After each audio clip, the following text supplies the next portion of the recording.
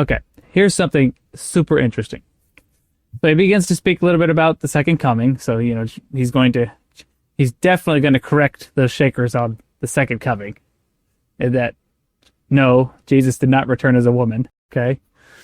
But he's talking about the second coming, which is still to come, the day and the hour no man knoweth, neither the angels in heaven, nor they that know until he comes. And then get this. Wherefore I will that all men shall repent, for all are under sin, except those which I have reserved unto myself, holy men, that ye know not of. Ooh, that's spicy. This is what we're here for. You want to explain to the people why that's so spicy? Explain to the folks at home.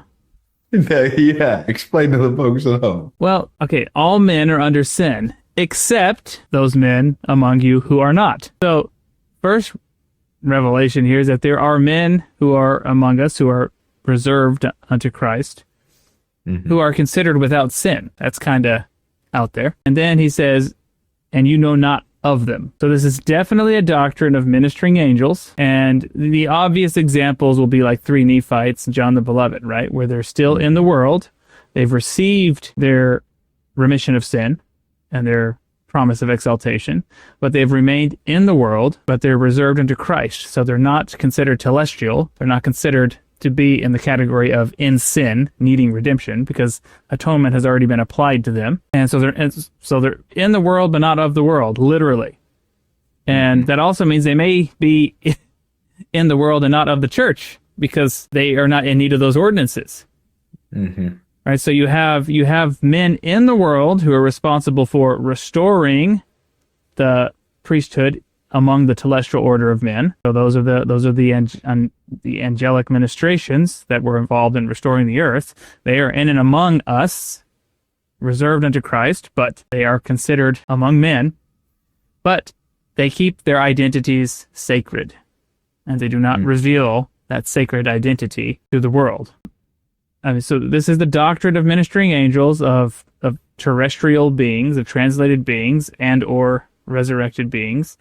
And it's clearly saying that even in this dispensation, even among us, and I would go so far as to say right now, there are holy men that are in the world among us, maybe at appropriate times give consultation to a select few in leadership, but we know not of them, because it is not their place to be interfering in the affairs of the telestial kingdom, which is reserved for the Lord's anointed within this sphere, our leadership that has been called, right? The apostles. So there is an order of things, and these holy men, these terrestrial, celestial beings that are in and among us, they respect that priesthood order, and they do not condescend and take authority where authority exists. I mean, this is very profound, but what I'm trying to communicate here is that this is a very plain and precious, real doctrine that's slipped in here.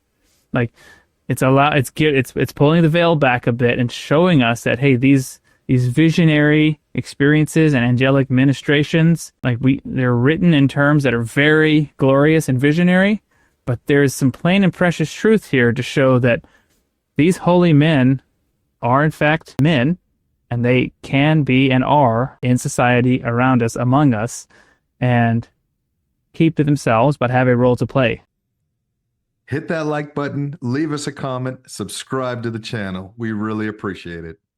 They may seem like little things, but liking, commenting, it helps the algorithm push our content out to more people. So it's our small way of sharing the gospel in a social media age.